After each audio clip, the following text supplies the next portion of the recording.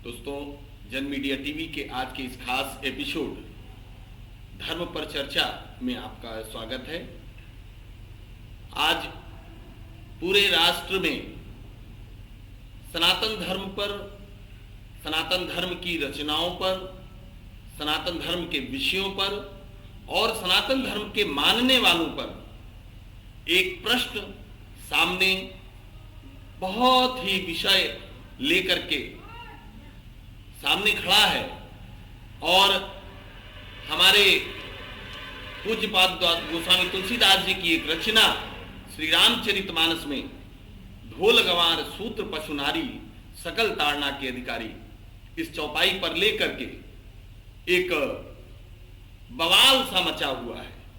बड़ी विषम परिस्थिति कि हमारे धर्म में, हमारी सनातन व्यवस्था में 4 युगों में युगों को बांटा गया है।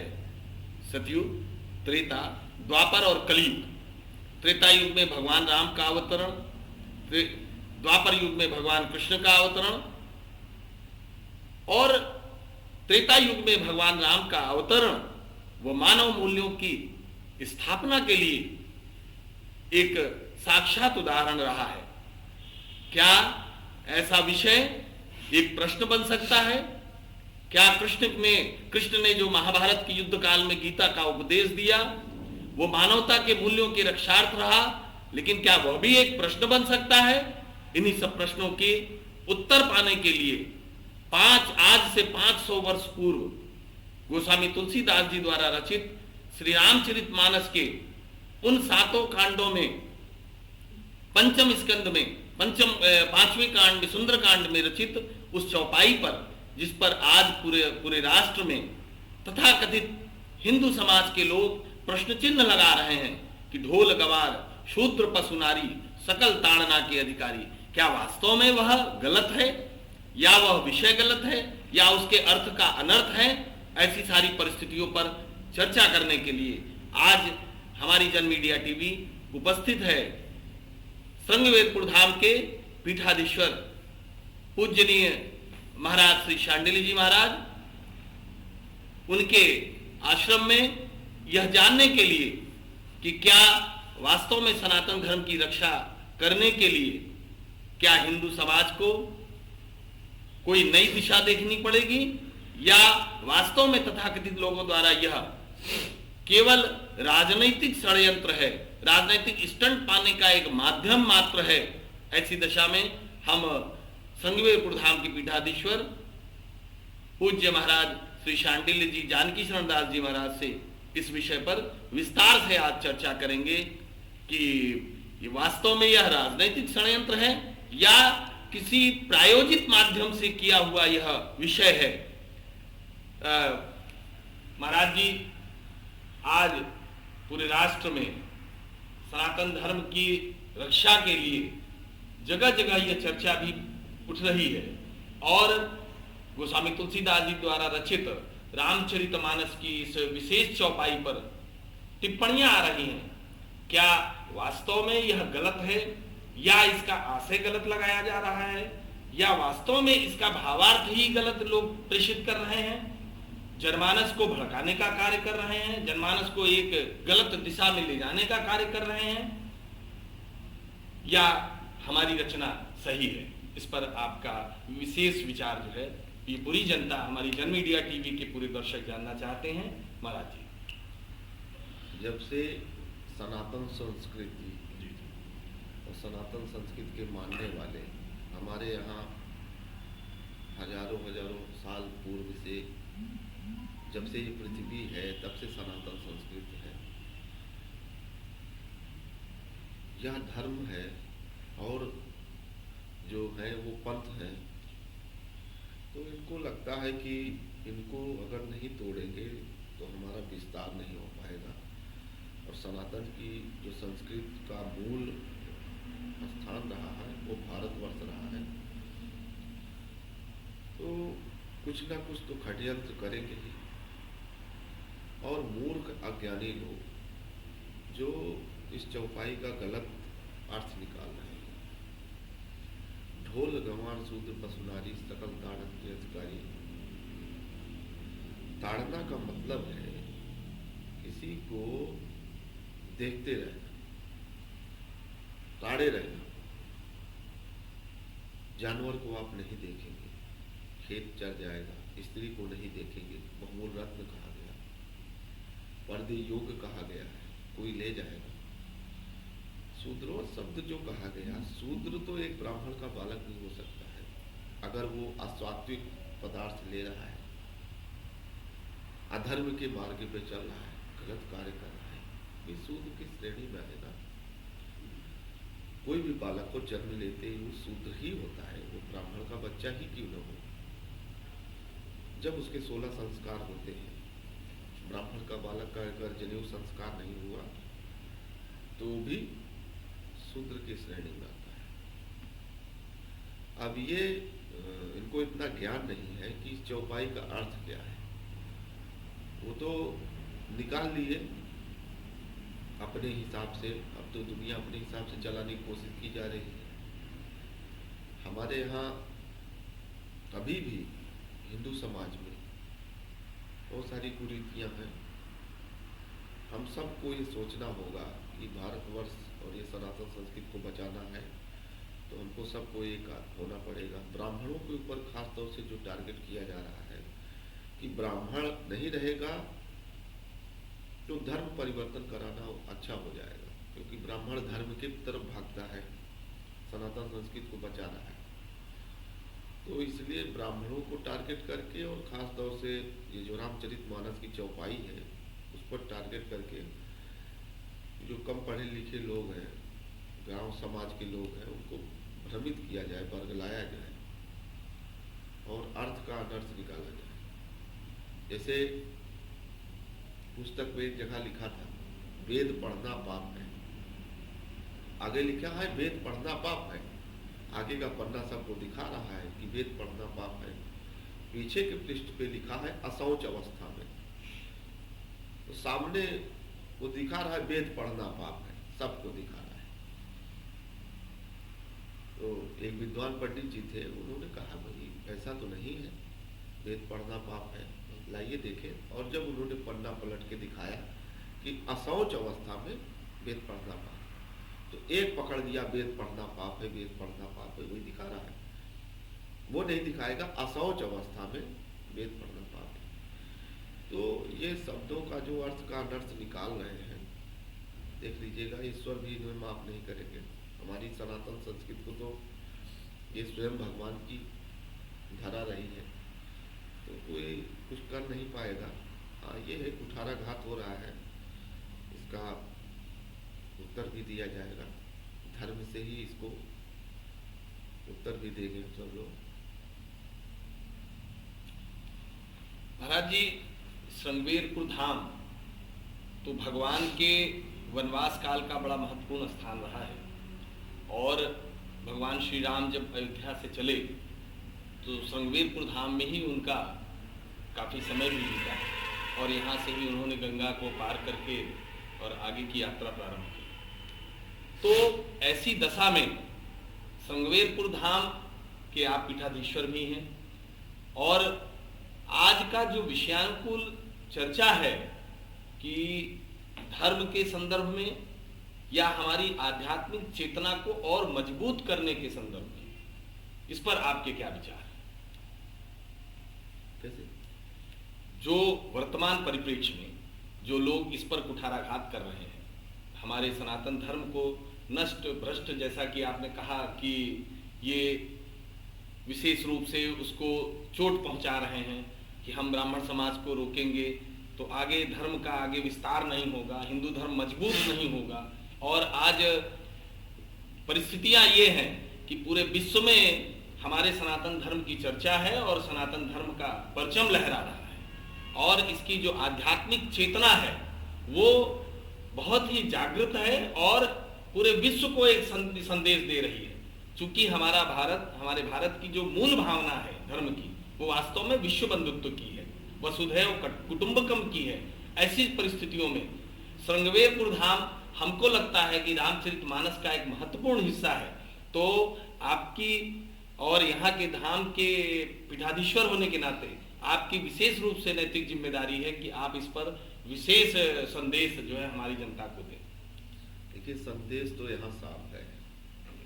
भगवान मर्यादा पुरुषोत्तम भगवान श्री राम सिंहवेरपुर की पावन धरती पे आए, यहीं से गंगा जी को पार करके उस पार गए लंका तक। तो यहाँ उन्होंने संदेश दिया, उनके लिए तो सब एक समान थे। ये जो नीच शूद्र और बहुत सारी चीज कुलीन, वो सब गलत कार्यों के लिए शब्द प्रेरित किया गया, ना कि किसी के मनुष्य के लिए प्रेरित किया गया।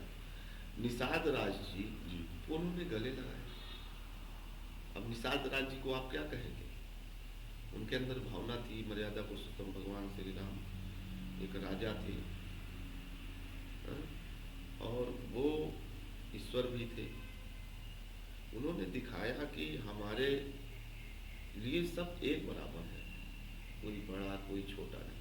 ब्राह्मण भी जो ये मानसिकता फैलाते हैं, सब एक समान है। बस समस्या कहाँ होती है? जहाँ जैसे गर्भगृह है, एक गर्भगृह आत्मा और परमात्मा शुद्धता से है, पॉजिटिव एनर्जी नेगेटिव एनर्जी सकारात्मक ऊर्जा जहाँ आ रही है। एक मूर्ति को हम सब लोग प्राण प्रतिष्ठित करके स्थापित करते हैं, उस गर्भगृह में ऊर्जा आती है। हमारा विश्वास है उस मूर्ति में ईश्वर के प्राण होते हैं।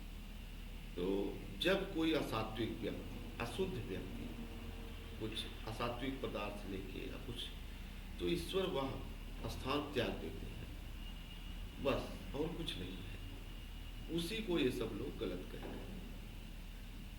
अभी भी भगवान श्री राम जी सबरी के जूठे बेर खाए, सबरी क्या थे, और निषाद राज जी क्या थे? जग जाहिर है उन्होंने कभी भी प्रजा को एक समान जो है, अभी तो सीरियलों में भी काफी पिछली सरकार की वजह से रामायण के कुछ तथ्य जो दिखाए गए वो गलत दिखाए गए। तो ये तो सरासर धर्म पर कुठाराघात है। और ये सिंहवेरपुर की पावन धरती, अभी भी निषाद राज जी का किला है, निषाद राज जी की वहाँ स्मृतियाँ हैं।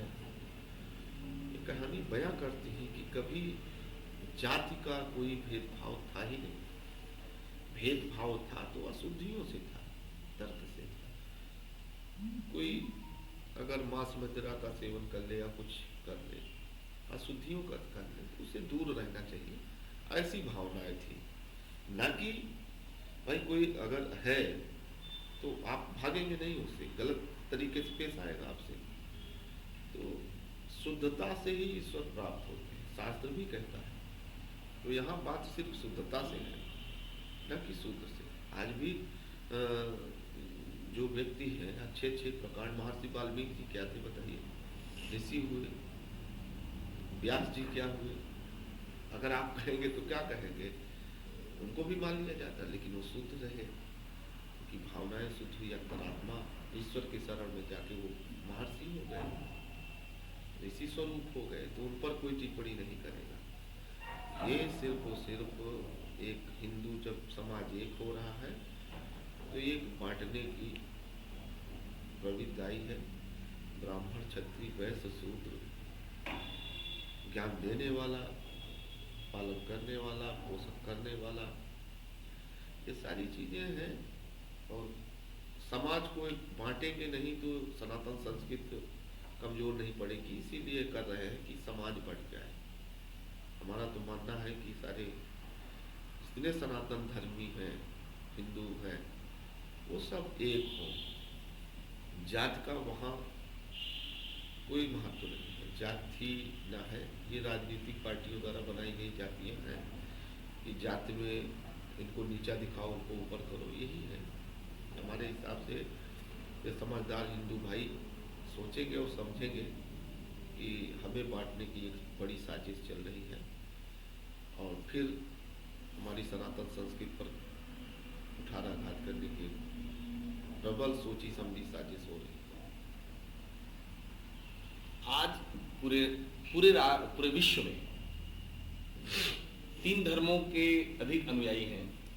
एक तो क्रिश्चियन धर्म है, इस्लाम है और हमारा हिंदू धर्म है। वैसे तो हमारा हिंदू धर्म बहुत ही प्रबल है कि अयम निज परुरई वेत्ति गणना लघुचेतसाम उदार चरिता नाम तु वसुधैव कुटुंबकम्। तो क्या ये उदार चरित्र क्या हमारे सनातन धर्म को विवशता की ओर ढकेल रहा है कि इसकी जो मूल भावना है विनम्रता, वो हमें कहीं ना कहीं कुछ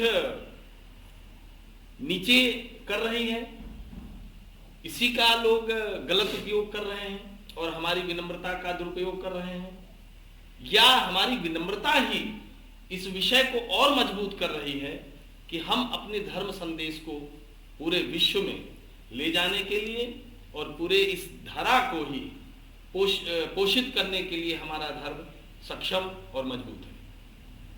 देखिए, अहिंसा परमो धर्म जो कहा गया कि अहिंसा का ही मार्ग चुनना है। सनातन संस्कृति की बड़ी पहचान रही है, हिंसा कभी नहीं की। सोमनाथ का मंदिर टूट गया, इतने लोग मारे गए, इतिहास गवाह है। ये सब कौन लोग थे? इतिहास से बहुत सारी चीजें गायब कर दी गई। भारत देश में हजारों नहीं लाखों मंदिरों को तोड़ा गया, यहाँ से बहुमूल्य वस्तुएं ले गए। हमारे यहाँ धर्म परिवर्तन कराए। भारत में कौन था? सब सनातनी हिंदू थे, पूरा सनातन ही था। सोने की चिड़िया भारतवर्ष को कहा जाता था। तो जब भी प्रहार हुआ, इतिहास उसका साक्षी है कि जब कभी भी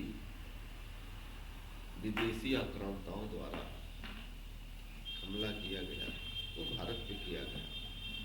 भारत ने कभी, जब तक किसी ने बोला नहीं, हमें क्या था, कभी किसी को हमला नहीं किया। और जो एक वसुधैव कुटुंबकम की बात करते हैं कि सारा संसार ही हमारा परिवार है। हम तो तुर्की में भी सहायता भेजे जो हमारी बुराई करता था।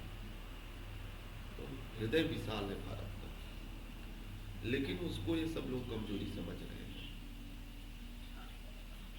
शास्त्र के साथ शस्त्र भी लेके चलने की अब समय बदल रहा है। घोर कलयुग है, लेकिन पहले हम प्रहार नहीं करेंगे। लेकिन अगर हमारे धर्म के तरफ, हमारी आस्था के तरफ अब ऐसे ही खिलवाड़ होता है, तो मैं आह्वान करूंगा, हमारे शंकराचार्य जी हैं, चारुपीठ के, नागा सेना बनाई गई, नागा सन्यासियों द्वारा। वो अगर अब नहीं जागेंगे तो कब जागेंगे? मैं आह्वान करता हूँ कि वो सब आए, वो धर्म की रक्षा के लिए ही आए थे, फिर आए और अपने धर्म की रक्षा के लिए आगे बढ़े। हम भी साधु सन्यासी अभी रणनीति तय कर रहे हैं। आने वाले समय में एक धर्म युद्ध लड़ा जाएगा, जो धर्म पर लगातार कुठाराघात हो रहा है। और इसमें चाहे राजनेता आएंगे या चाहे जो व्यक्ति आएगा, जो हमारी सनातन संस्कृति को प्रताड़ित कर रहा है, खत्म करने की कोशिश कर रहा है, उसके प्रति हमारा सबका तेजी से समाज से बहिष्कार करना, उनको जिस स्तर से हो सकेगा उस तरह उनको जवाब दिया जाएगा। मूलतः उद्देश्य हमारा यही है कि हमारी धर्म की रक्षा हो और हिंसा न हो। हम अपने धर्म की रक्षा करें और जितने हमारे सनातनी हिंदू हैं वो अब सब एक हो जाए। कभी भी अगर मुट्ठी बंद रहती है तो कोई कुछ नहीं कर सकता, लेकिन जैसे ही मुट्ठी खुल जाएगी वैसे ही हम कमजोर हो जाएंगे। तो सिर्फ वो मुट्ठी खोल रहे हैं मुट्ठी बांध के रखिए, सब एक रहिए, कोई जाति नहीं है, कोई यहाँ तो वर्ण व्यवस्था है, 4 वर्ण ब्राह्मण क्षत्रिय वैश्य शूद्र सब कर्मों के आधार पर बनाए गए थे। भगवान नारायण की ब्रह्मा जी द्वारा बनाया गया, ये कोई हमारी रचना नहीं है किसी एक लोग की। उसको समझते हुए हमारे शास्त्र धर्म को समझें। आप देख लीजिए, एक कोई क्रिश्चियन होगा वो बाइबल की बात करेगा, बाइबल में लिखा है, बाइबल में वो लिखा है। एक मुस्लिम होगा वो कुरान की बात करेगा कि हमारे कुरान में ये है, ये है, हम उसी को मानेंगे। लेकिन हमारे हिंदू भाई गीता में क्या लिखा है, हमारे शास्त्र में क्या लिखा है, उसकी बात नहीं मानेंगे। हमारा जो शास्त्र है वही हमें मार्गदर्शन करेगा। रामचरितमानस तो कलयुग में मार्गदर्शन करने के लिए भगवान रामचंद्र जी की कृपा से गोस्वामी तुलसीदास जी ने लिखा कि आने वाला कलयुग बहुत भयानक होगा, तो हम कैसे सरल तरीके से यहाँ जीवन जिए उसकी पद्धति बताई गई है। उसको गलत व्याख्या करके और समाज को बरगला रहे हैं। यह घोर कलयुग है, लेकिन तब भी हम नारायण का स्मरण करते हुए हमें पूर्ण विश्वास है कि ईश्वर की कृपा प्राप्त होगी और अधर्मी जितने भी लोग हैं, देखिए इनका पतन होगा, आप देखते जाइए। अब विशेष जो राजनीति से जुड़े लोग हैं जो इसका विरोध कर रहे हैं, उनके तो राजनीतिक कैरियर पर भी तरह तरह के प्रश्न चिन्ह लगे हैं, किंतु वो बड़ी सभाओं में जा करके केवल इसी विषय को लेकर के वो चर्चा कर रहे हैं, और यह विषय उनके उसको समर्थन देने वाले भी लोग समाज में हैं। तो उनको क्या कहा जाए कि जो समर्थन कर रहे हैं वो या तो अज्ञानतावश कर रहे हैं, या वो विषय को जान नहीं रहे हैं, या उनको कुछ राजनीतिक लाभ की चेष्टा है या आशा है, ऐसा भी कुछ हो सकता है, या उनकी अज्ञानता ही कही जाएगी। देखिए, जो सत्य है सत्य सत्य रहेगा। सत्य सब जान रहे हैं। सत्य क्या है? एक ये राजनीतिक लाभ, तुच्छ मानसिकता, उसी का परिचायक है। थोड़े से राजनीतिक लाभ के लिए ये लोग कर रहे हैं। सनातन संस्कृत की सरकार है, सनातन संस्कृत की सरकार को इनको उन्हीं की भाषा में जवाब देना चाहिए, क्योंकि आप तो धर्म के ही उद्देश्य से आए। धर्म की रक्षा आप करेंगे, धर्म आपकी रक्षा करेगा। तो आप धर्म पे रहिए। योगी जी स्वयं एक महंत है, एक पीठ के है, तो उनसे यही अपेक्षा है। अब चुप बैठना ठीक नहीं है, आप इसका जवाब दीजिए। कुछ स्तर पर तो महाराज जी ये भी मांग चल रही है कि हमारे उत्तर प्रदेश के माननीय मुख्यमंत्री योगी आदित्यनाथ जी, जिनको बुलडोजर बाबा की संज्ञा से भी लोग विभूषित करते हैं, कि ऐसे लोगों पर क्यों नहीं बुलडोजर चलाया जा रहा है जो इस तरह की चर्चा कर रहे हैं, जो धर्म पे आरोप लगा रहे हैं, जो हमारे जो ग्रंथ हैं उनकी रचनाओं पर आक्षेप लगा रहे हैं, उसकी सार्थकता पर प्रश्न चिन्ह लगा रहे हैं। तो क्या यह भी उचित है? नहीं, योगी जी ने कहा कि एजेंसियां अपना काम कर रही हैं और निश्चित ही कार्रवाई करना चाहिए। बुलडोजर चलाएं या कुछ चलाएं, जो एक राजा का न्याय होता है। पाकिस्तान में आप चले जाइए, इस निंदा करने वाले को फांसी की सजा है। हमारे भगवान इतने सरल हैं कि जिसके जो मन में आ रहा है बोल रहा है, ये गलत है, वो गलत है। ये इस निंदा नहीं है। एक राजा का जो धर्म होता है, जो कर्तव्य होता है, वो करना चाहिए। इस निंदा करने वाले को उसी की भाषा में जवाब देना चाहिए। अधर्मी कोई भी हो, उसको दंड मिलना चाहिए। महाराज मानना है, और निश्चित ही इनको ईश्वर भी दंड देंगे। आप देखते जाइए, समय का खेल है। आप आगे आने वाले समय में देखिएगा क्या होता है। वक्त का पहिया घूमने दीजिए। जितने अधर्मी हैं, हमें पूर्ण अपने मर्यादा पुरुषोत्तम भगवान श्री राम के ऊपर विश्वास है। इसके लिए हम यज्ञ भी करेंगे विनाश के लिए। अभी मंथन चल रहा है, इनको कठोर जवाब दिया जाएगा, और सरकार से भी अपेक्षा है कि इनको दंडित करें। यही हमारे सब लोगों को आशा है। बहुत ही महाराज जी के शब्दों में कि यह निंदा का कार्य है, और इसकी जितनी निंदा की जाए उतनी कम है। ऐसी दशा में हमारे हिंदू सनातन धर्म की रक्षा के लिए आपका महाराज जी का आह्वान है कि हमारी सभी हिंदू धर्म अनुयायी या पूरे विश्व में जितने भी हमारे धर्म के अनुयायी हैं, वो इसके लिए आगे बढ़ें और सोचें, विचार करें, और उस चिंतन के साथ अपने सनातन धर्म की रक्षा के लिए, जो कहा गया है कि धर्मो रक्षति रक्षता, निश्चित तौर पर ऐसे सभी को सोच करके, समझ करके और आगे का कदम उठाना चाहिए। और जो सरकार के हित, जो राष्ट्र के हित में जो भी कदम है, वो सरकार को उठाना चाहिए। इसी भावना के साथ आप महाराज जी, आपको बहुत बहुत धन्यवाद। और हम जय सीताराम। जय सीताराम।